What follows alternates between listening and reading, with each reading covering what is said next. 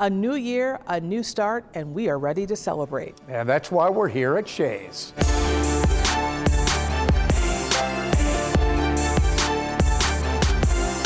I'm Pete Gallivan. And I'm Claudine Ewing. Can you believe 100 years ago, ground was broken on Main Street for this beautiful place we now know as Shay's Buffalo?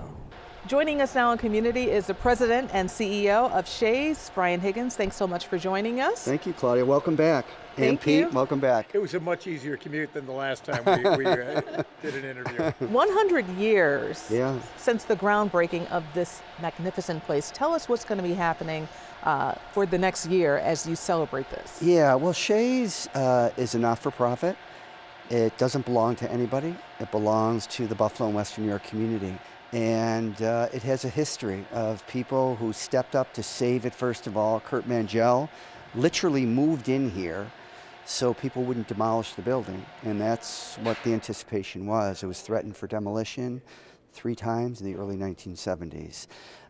Tony Conte and Patrick Fagan led the effort to expand the Shay's, the depth of which was increased by 40%, which made Shay's a major Broadway touring venue in the country.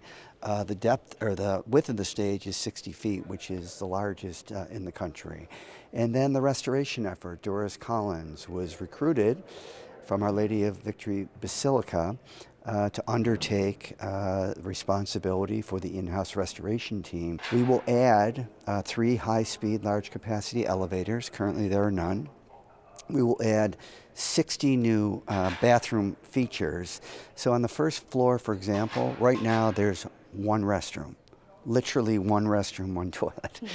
That will increase to 27 on the first floor. It's the largest theater in New York State that's doing touring Broadway. If you can just talk about some of the centennial celebrations, what's going to be happening from now until next year or through next year? We're going to have a gala. We're going to have all kinds of events commemorating various aspects of the building of Shay's. Michael Shay was born to Irish immigrants. He built theaters in the neighborhoods.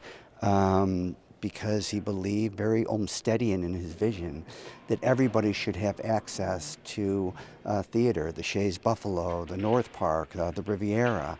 And then this was his opus, started in 1925, built in a year and a day, which is incredible when you look at all the brick and the attention to detail. All these bricks were individually laid. It cost you about $36 million to build this today. As we celebrate 100 years, you're going to have tours happening here too. Yeah, tours are going, we're going to ramp that up. We're just going to open this building up so it can breathe, so the people of Buffalo and Western New York will truly believe it is what it is, and that is it's a community asset. They own it. And he had a national reputation. He was very well known for kindness and charisma. And we are inspired by his great work every day, and everybody here that is so committed to the restoration of this building and the improvement of it for the next generation is very excited. And from celebrating Shay's to celebrating the Buffalo Bills. Gotta love it. A lot of guys have pride about this team because of just what the kind of guys we have. You know, we have a lot of guys on this team that take pride in what we do, love this team, love the guys on the team, and play with the mentality to not let their brothers down.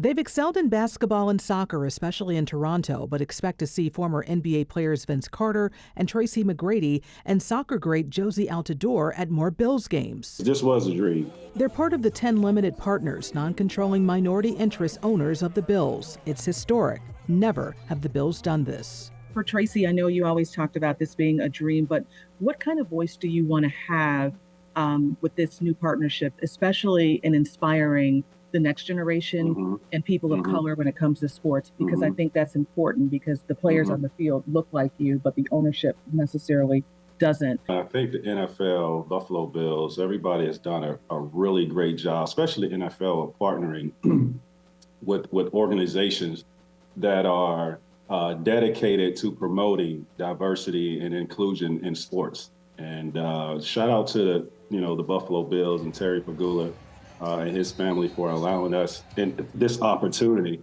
because this is a big deal. I mean, although it's cool that we're investing in the Buffalo Bills, it's cool investing in an NFL franchise, but this is inspiring to so many people that look like us because of, you know, the past history and what's been said in media and all that stuff about, you know, diversity, inclusion, and sports ownership. Part of all this, Claudine, you mentioned obviously the representation of us as players, right?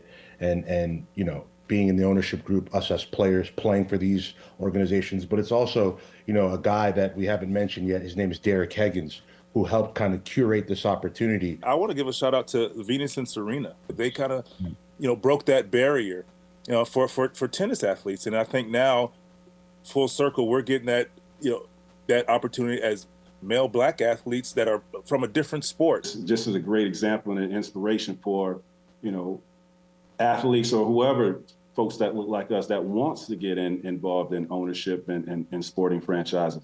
It's possible, but it's not just about how you go and about your career and what you do from a performance standpoint. It's how you carry yourself throughout your career, how professional you are, right? The integrity that you carry. You know, the actions that you do off or court or field are going to be followed just as closely. So to have an eye on that, and that's for all the younger professionals and entrepreneurs out there that are looking to do similar things.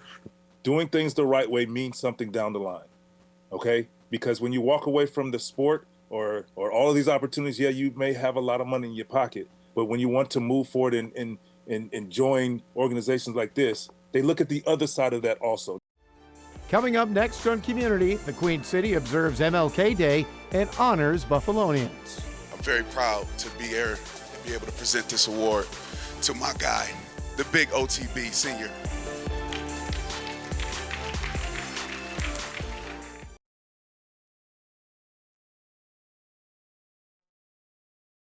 If alive, Dr. Martin Luther King Jr. would be 96 years old. I have a dream. January 20th, 2025, the nation recognizes him on what many call MLK Day. Civil rights, a movement not forgotten. His speech reflected on the struggle for freedom and a hope for the future. Well, I don't know what will happen now. We've got some difficult days ahead. Curator Tiffany Gaines participated in an event about the importance of oral history. And so Blaze Youth Center was an inner city art center founded over on High Street by 5 Black artists. Author Solar Ingram on the holiday. It is a day where we need to remember that our voices need to be lifted more than ever before. No matter who you decided to vote for, it can't be dictated by one day only, but history itself has shown us that the more we share our stories, the more we tell our stories, and the more we let our victories be known, then the more powerful we are as a people. Talia Rodriguez says her family's history is about hard work, going back to one woman. My grandmother marched with Martin Luther King. You know, she was fighting for the civil rights movement and voting in Puerto Rico. Hamburg High School students call this a day on, not a day off, as they fight food insecurities. We really try and make a point here at Hamburg that it is a day that we are working, we are serving our community, that we are helping out people that need it in our community, that we're not just sitting at home, because that's the whole point of Martin Luther King. So we really are trying to drive home that point, and we have a lot of people here that believe in that mission. Dr. King means what to you? Everything. Freedom, voice. MLK Day and the inauguration in 2025 share the same day. It makes a statement as well. So the statement is of freedom, of, you know, we all had that freedom to vote and to make a choice. MLK Day, a day of service, empowering all while strengthening communities. I'm honored to be mentioned in the same breath as Dr. King. Otis Barker Sr., the city's Commissioner of Community Services and Recreational Programming, and 4 other leaders were recognized ahead of MLK Day. Barker says it's an honor to be celebrated for his commitment to addressing issues like poverty, equity, and hunger. We have activities like this where we get a chance to recognize people for the work that they do to create equity in our community. That makes it even more rewarding. Guest speaker Sam Radford III says this ceremony is all about acknowledging Buffalo's resilience. We've seen community leaders, educators, parents, and young people step up and do the hard work of rebuilding trust, advocating for equity, and creating opportunities where they did not exist before. Barker encourages Western New Yorkers to take time for community service to honor Martin Luther King's legacy. This Dr. King holiday is not a day off, but it's a day on. Please participate by reaching out to different organizations that are in need of assistance, and let's make things better for our own community.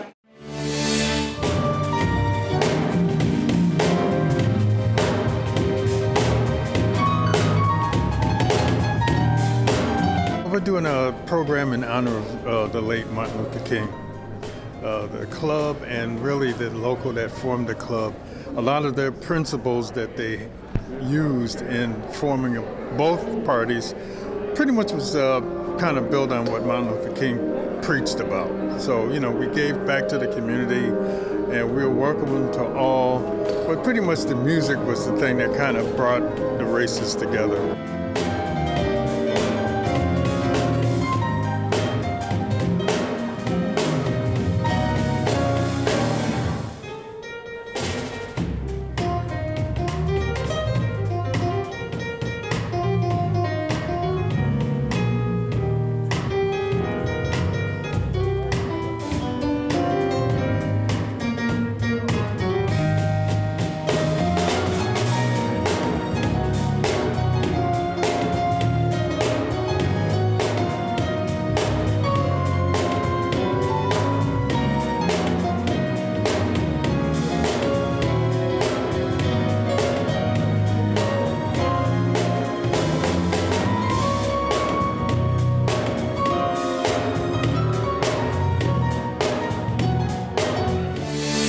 And talk about stepping up and really personifying the city of good neighbors. The CEO of Westchurch saw our story on a little boy who needed a specialized wheelchair and his insurance company denied it. I wanted to go play with my friends. That's 7-year-old Zion Smith, diagnosed with scoliosis, and after a surgery last summer left him partially paralyzed. Specialists in Rochester suggested he get this specialized stand-up wheelchair. The cost, about $14,000. He always say, I just want to walk. I just want to walk. I was very moved by that story and very impressed with little Zion, and kind of disappointed that on two natural channels he wasn't able to get a chair, so it kind of compelled me to reach out to you and say, let's see if we can get him a chair. Imagine that news for this little boy who up until his surgery was very mobile. I gave him the news by phone. My foundation would be willing to fund buying it for him. You got your rookie. The smile and tears, priceless. When something comes before you, like your story of yesterday, that it's so obvious there's a need there that we can do, and I believe if you can do it, you should do it. And there's a bonus. Zion is a huge Josh Allen fan. I'm going to have that delivered to his house, and thought he could have Josh in the living room when he watches the next game. Thank you. We also want to celebrate Buffalo Firefighters. A new class just graduated.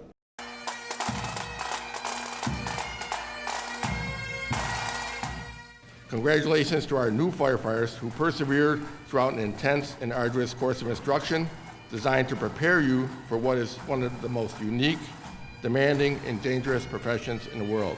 The call to service and serving the community that I live in is a great city, and it does a lot for its community members, and I'm happy to give back to them and do my part to make the city better. To become a firefighter, it lines up with a lot of my values, civic duties, honor, respect, things like that, but mostly I want to be able to help my community that I live in. I feel like it's definitely me serving as like a role model to the younger women in our community. The firehood is like a brotherhood, but they have sisters as well, and I feel like me and Stott are now a part of that brother and sisterhood.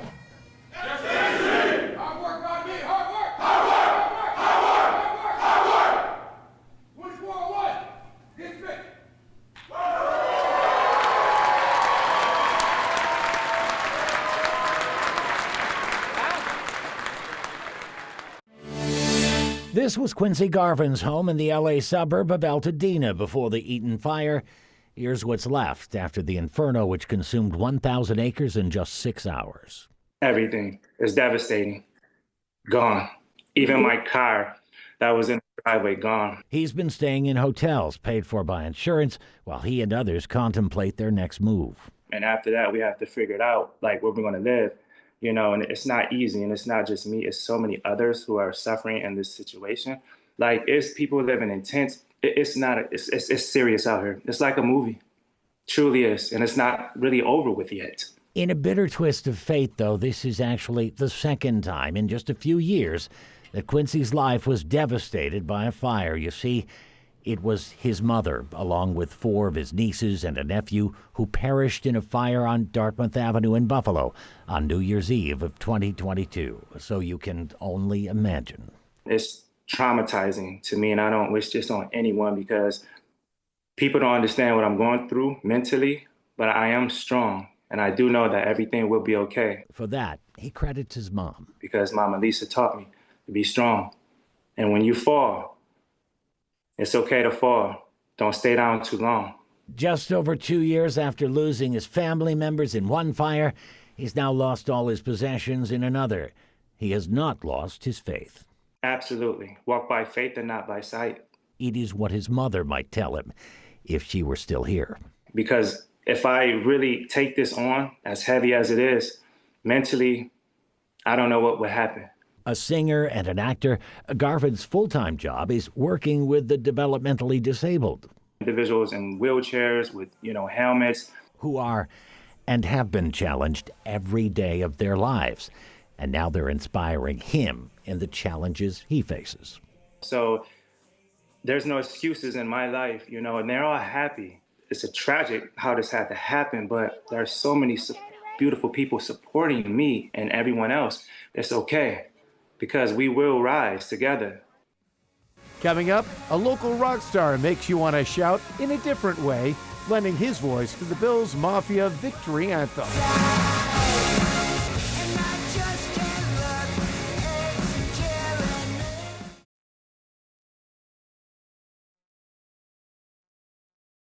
Say hello to one of the first babies born of the new year. Payton Rose arriving weighing 6 pounds 7.5 ounces on January 1st, 2025. Her parents, Kendra and Kevin O'Neill, say she came about a week early.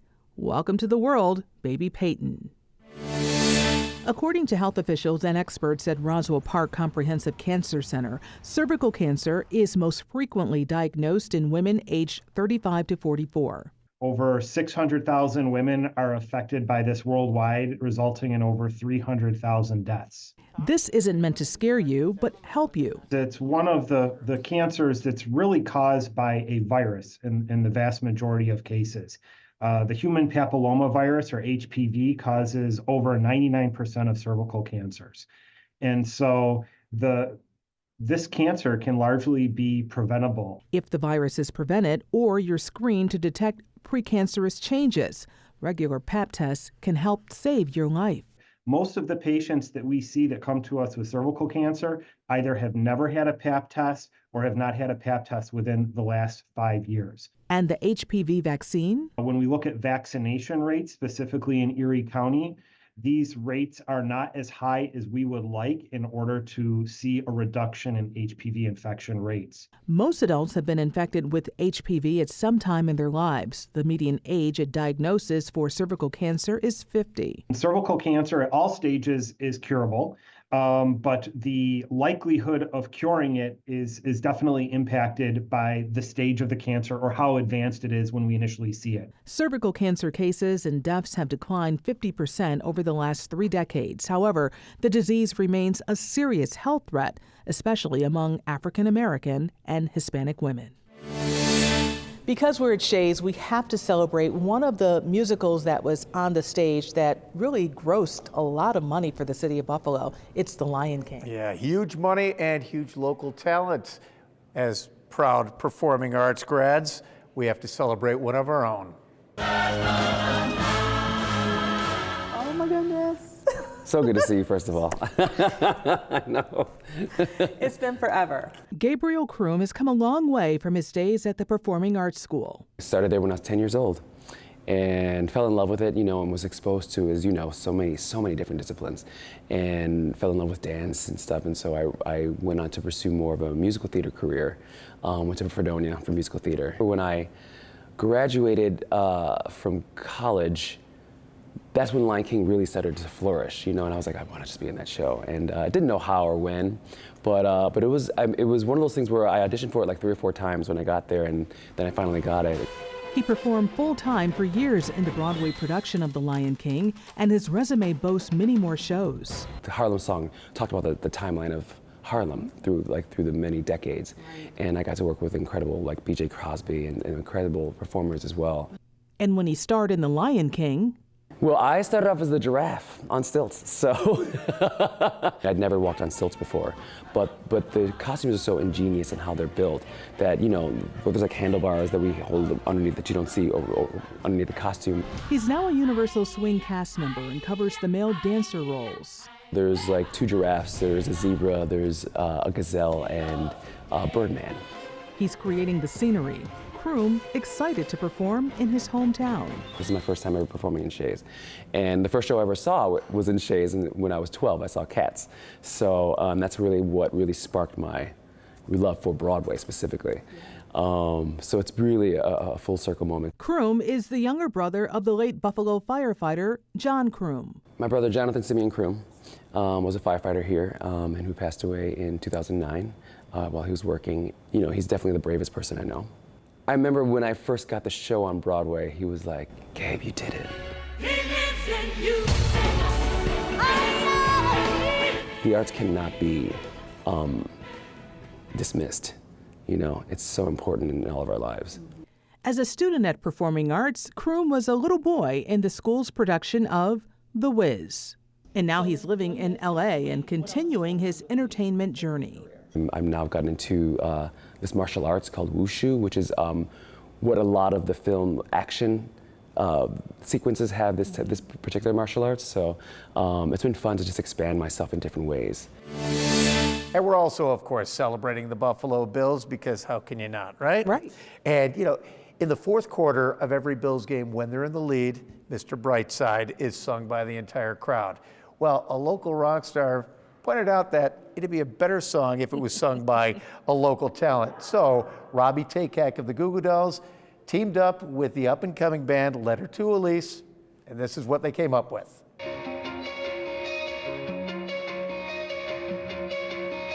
The place was going nuts when they were singing the Killer song, which is such a great song.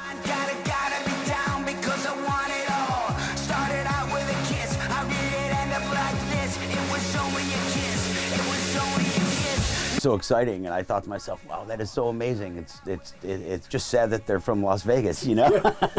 Robbie gave me a call the other day, and he said, you know that Mr. Brightside song? It's a great song, but the worst thing about it is it's not by a Buffalo band.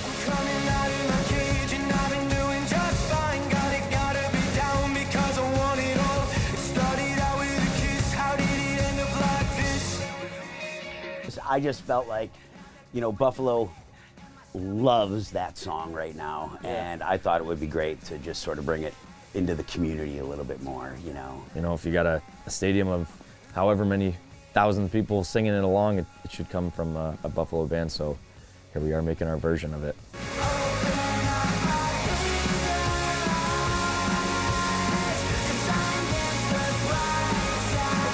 Really excited about it, and it makes me excited, and when my community gets excited, I get excited. I saw the press conference of Josh Allen saying that his #1 goal is to have Bills Mafia singing Mr. Brightside in the 4th quarter, so hopefully it's with this one. Got some of the Bills Mafia involved, and so I don't know, you know, we're just doing it kind of for fun to see what happens. We're going to throw it out there, do a little video tonight, and you know, just, you know, support the Bills. Go Bills.